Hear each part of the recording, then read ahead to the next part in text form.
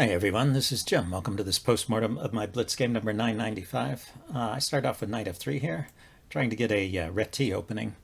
And my opponent, he sort of copies my moves for the first the first few moves here. Knight f6 is a reasonable move here that introduces a lot of different possibilities. But, well, I'm always hoping for d5 so I can play c4 and get a reti gambit. And that could still happen, I suppose, even in this position. That's why I'm playing these Fianchetto moves and just developing the king side. But black's idea here is to just play a king's Indian defense, which is fine. It's maybe not the most challenging way to meet the reti system, but on the other hand, if black is used to playing a king's Indian defense, then he gets the kind of position that he's looking for. So it's just fine for black. Let's see, he castled here. I go knight c3. So I've gone for kind of an English-like setup here. And he could get into a symmetrical English by playing c5. I was thinking maybe that was a possibility here. But with d6, he's clearly signaling that he wants to play the King's Indian defense, which he's been hinting at all along. So I decided to go along with it and play d4. So this is known as the Fianchetto variation against the King's Indian defense. It's not as popular as the main line. The main line is this pawn goes to e4 relatively quickly, and this bishop, instead of being over here, is over here on the king side somewhere, e2 or d3, and there's no Fianchetto here. But I liked actually to play the Fianchetto variation against the King's Indian defense, partly because it's not the main line, and so I don't get caught up in these tricks and traps in the very sharp main line of the King's Indian. Anyway, he goes knight bd7, that's fine. Knight c6, also a good choice here. I castle. And then he plays a6, so this is the first kind of unusual move. And I have to say, I don't like it. I can't figure out what the purpose of this move is. He might have been maybe think of playing b5, but he never gets that move in. And in fact, he plays his knight to b6 to block the pawn. The only other purpose it might serve is preventing my knight from coming into b5, but I don't know, these pawns seem well defended. I don't know why knight b5 is a move to be afraid of. So yeah, I don't understand the purpose of this move. I think it's mostly a wasted move. What's more normal here? Yeah, more normal is to go ahead with the King's Indian setup, play the immediate e5. Anyway, so this grants me a tempo. I play h3. This is a useful move anyway. I'm going to be putting my bishop on e3, and I do want to stop his knight from coming to g4, so I don't think this is a wasted move. I think this is a reasonable move here. And then he goes e5 here. And then I have a number of ways I can play against this. Yeah, so we're almost out of the opening book, but let's look at, well, the opening book says e4 is a good move here. Again, I'm avoiding those e4 lines because those are kind of the sharpest lines in the King's Indian defense, and I'm just staying away from them. Taking or playing bishop e3, it looks like those are all moves. Yeah, let's look at the ones I looked at. So taking is interesting because it's followed up with bishop e3. So it's like I get the bishop e3 move in, but the exchange first. We'll see the difference in the game. I just played, cancel that. I just played bishop e3 immediately, and he has some more options there. The move bishop g5, this was not in the opening book, but the chess engine was suggesting this is a good move here.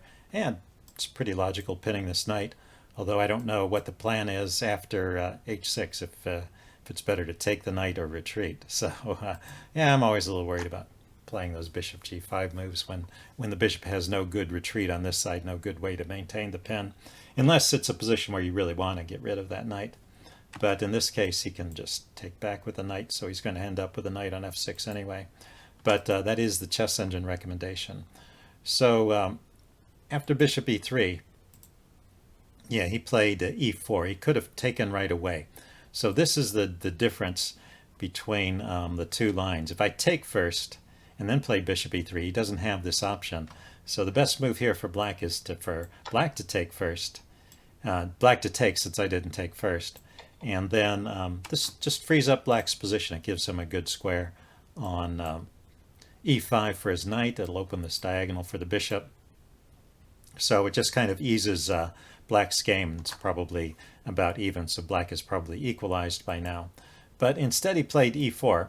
And now we're out of the book, so I'm just going to stay on this page. I should have gone knight d2 here.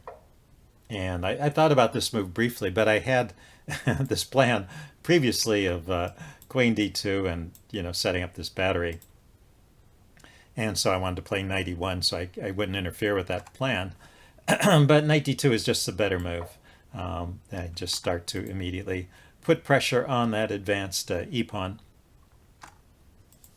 Anyway, like I said, I went knight e2, and so, you know, even though black maybe didn't play the best response after I went bishop e3, I didn't play the best response to his e4 move, and we get to a position which is about even. So I went knight e1, he went rook e8, so he's holding on to that pawn for the moment, and I'm planning to trade off this bishop. So this is a long game. Let's go forward through these next few moves. I think they're all pretty straightforward. I did have one decision to make, whether to take here or push. Taking is a bit, well, it leaves this pawn weak because it'll expose it to a frontal attack potentially, and it's not supported by another pawn at the moment, so I didn't like taking. So I pushed on. It seems this was all okay. He drives his knight over here. Let's see, and I go for the trade, and he retreats. He could have allowed the trade. Either of those moves is fine. Let's see, I get my king up here, so I want to be able to push the f-pawn forward and undermine the center without having to worry about strikes against d4 there and the diagonal towards my king. He goes c6, go knight c2. I'm bringing my knight around to blockade this pawn before I push f6. And now he goes queen c7. And I'm just continuing my plan knight e3. But the chess engine says maybe that's not the best way to proceed in this position. And it really likes the move b4 here instead. So, you know, I'm kind of single-mindedly pursuing this plan, which is something that happens a lot in Blitz. In a longer game, maybe you have time to stop and reconsider. But even in longer games, I have this habit of just continuing to follow my plan instead of thinking about the position at each step and checking to see if my plan is really the best one in that position. I mean, it is logical to try and undermine the center, but it's also could be left. There's actually no danger here. I could just leave that pawn there. This square is covered by 3 pieces and a pawn, so there's no danger that he's going to push that forward and really disrupt things anytime soon. I mean, eventually he's going to play his knight here and push his f-pawn forward, and at that point, maybe I need to start worrying. But this would be an opportunity to try and get some counterplay going on the queen side with b4, and that's the chess engine suggestion. Interesting. So anyway, after a few moves, let's see. Well, I play knight e3 here, and he actually blunders here. So let's just put this position on the board and let you guys think about it for a bit. There's actually not just one tactic, but 2 tactics here. And if you want some time, see if you can spot 2 different tactical ideas for white in this position.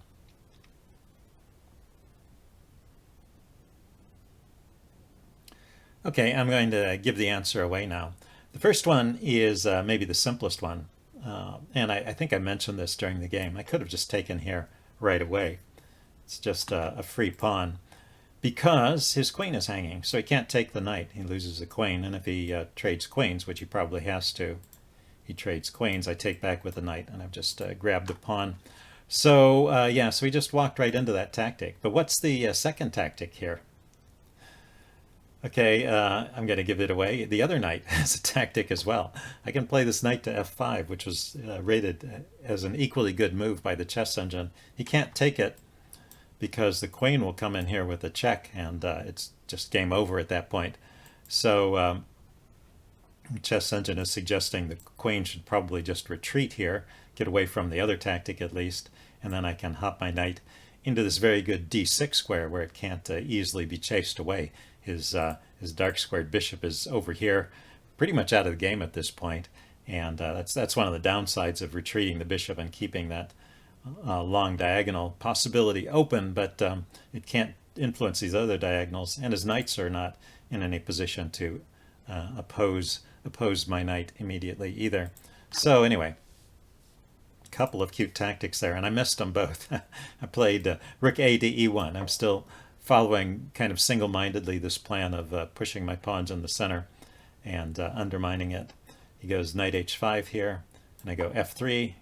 As I said, just following this plan, and by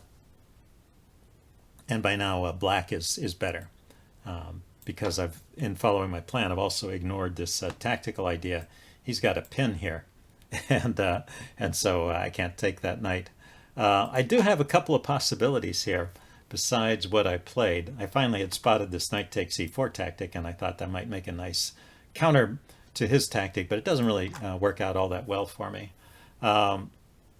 There's two interesting ways to play here. One is g4, kicking the knight, and let's see, queen c7 with check, and then f4.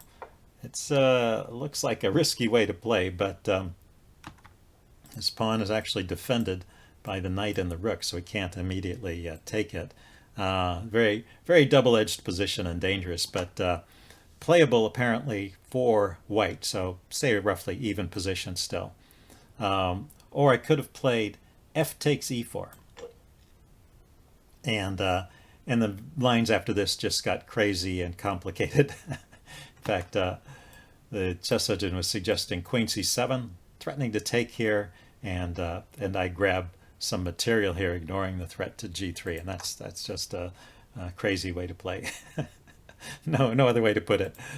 So in other words, I'm in trouble here, and I have to find something extreme to just stay in the game. I played knight takes e4.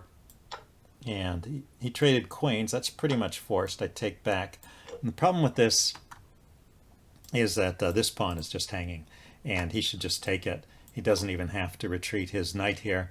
And this is a pretty strong position for black. His only problem piece is this light squared bishop, but he'll have time to sort it out. I've got to deal with the threats to my position, and my king position is looking kind of weak here. My pieces are oddly placed, so just a winning position for black there. Instead, he retreated his knight. Maybe he played a little too quickly at that point as well. He's still going to win that pawn, but it gives me a tempo to kind of unwind here. I play knight g4. He grabs the pawn, and I play e4. Still wanting to open up the center here, and also, well, I just need to give some room to my pieces here. They've all gotten kind of pushed back and awkwardly placed. So I don't think that's a bad move at this point anymore. I just don't have many good moves. And then here, the simple bishop e6 keeps the biggest advantage for black. Instead, he played bishop takes. And now, well, while black is still a pawn up, it's not as clear. It's not like this is an easily winning position anymore. It kind of stays a pawn up for black. He doesn't give back any more ground, but it leaves the position where I can play on and have some chances. So I do play on. Let's see. Well, let's see. I'm hitting his knight, so he dropped his knight back to f6. I take here, takes on d5, so he gets his knight to good squares, but I get a square from my knight as well. See, he drops his knight into b5. Excuse me. He drops his knight into b5. Yeah, okay, he was looking at this c3 square, I guess, or maybe the e3 square. See, I played rook d1. Yeah, he was setting up various tricks, and I was trying to avoid walking into these problems. Also, I wanted to put some pressure on this knight, but I am creating a potential problem on e3 here. But for the moment, it's covered by the bishop. Anyway, let's see. He went bishop g7 now, deciding to trade this off. He wants to get his knight into e3, but well, I can go ahead and take here first, and then bring my other rook to an open file. So I managed to get both of my rooks out to open files. And he plays f5 here now, kicking my knight away. And I take once, and then, yeah, he takes back. And then I played knight to g5. So here's, yeah, that was not the best move. I could have played knight to c5. And this keeps the game fairly close, but of course, black is still a pawn up. I went knight g5, and here he had a chance. Knight b to c3. It's a pretty good move here. He's hitting this pawn, hitting my rook. I have to throw in a trade and then defend this way, and then he can play h6, kicking my knight. And basically, you know, he's not one more material, but he's noticed my knight can't go in any forward direction. It actually has to go back to h3. So he's just managing to push my pieces back and activate his pieces. So it's a good position for black, and that's the strongest way to play it. Anyway, so I didn't play the best move. He played knight e3, which was also not the best move here, and the game continues. I get to activate my rook. Brings his king forward. Oh, he went to g6. Played my knight back to h3 now. I'm going to bring it around via f4 there. He plays knight g4 check. Interesting move here, taking advantage of this discovered attack on my rook. And but it's still, the game still continues here, even though he's now picked up the exchange. There was some counterplay here. I am coming to the point where he gets an insurmountable advantage, but we're not there yet. I still have some ideas. I get to move my knight with check. His king comes forward. And then here's a mistake. Rook g7 check. I should have taken this pawn first. And if I grab the pawn and he takes back, and I can take here, he can oppose my rook this way. You know, it's 3 pawns to 3 pawns, and he's up the exchange. He's got a rook for a bishop. But this pawn is hanging. And, you know, I just get some compensation here. So it's not entirely clear. Anyway, he went, let's see. Oh, I went rook to g7 check instead of doing that. And then he went king f6. So he could have gone king h6, chased my knight over here, and then taken the pawn this way. And this is like the game. The game ended up in a position like this. This is just winning for black. But instead he went king to f6 here instead of king h6. And this really is my last chance. Instead of taking the pawn immediately, I could have thrown in knight to h5 check.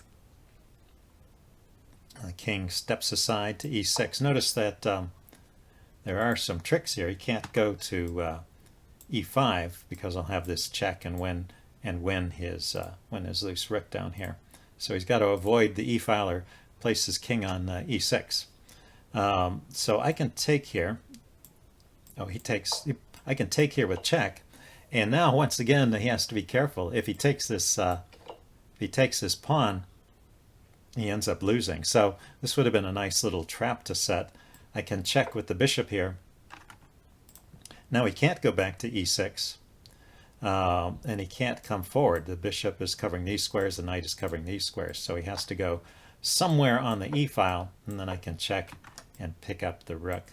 So this would have been a nice little trap to lay. Let's see. Instead, he needs to go to d6, and then well, I've got a better pawn structure here. I'm still down the exchange, but I can now pick up some pawns, at least one pawn. So I'll have a pawn for the exchange, and I can play on here. So anyway, he made a mistake by going to f6. I made a mistake by taking the pawn immediately, and after this, I am just losing because he gets this, and my king position is just too cramped. So we're gonna just kind of go through the rest of the game. I tried various tricks, things, but nothing really worked out here. And he missed a couple of ways to finish the game quicker. This is a nice one. There's a little tactic here that you might want to look for. It's black's turn. Pause the video if you want time to think about it. Okay, this is a very typical kind of tactic you'll see in tactics books. You just take the defender with check. The knight was needed to defend my rook. I take back and he takes my rook, so that just wins a piece. Okay, let's go forward a bit more. He missed that one, but you know, he's just winning all the way, so I can't really criticize his play. He's just focusing on keeping me contained here and rounding up some pawns. And let's see, I go king f3, and this sets up another tactic. See if you can spot the idea here. Okay, pause the video if you want time to think about it. Black to move. Okay, I'm giving the answer away now. This wasn't, I hope you spotted this one. You missed a mate in one there. This knight is protected by his king. The king guards my escape squares. The knight guards the other escape square. And the knight protects the rook, of course. So that would have been a quicker way to finish it. Anyway, we kept playing. He missed these simple wins, and the game went into an endgame where I thought maybe I could get something going with my passed pawn. But as he showed, even if I win the rook, I mean, it's kind of an interesting endgame lesson. Even if I win the rook, my knight is not close enough to stop these pawns. My knight and king are too far away, and the knight really can't handle, does not do well playing against a rook pawn. Anyway, that's it for this video. Hope you guys enjoyed it, and I will see you next time. Bye.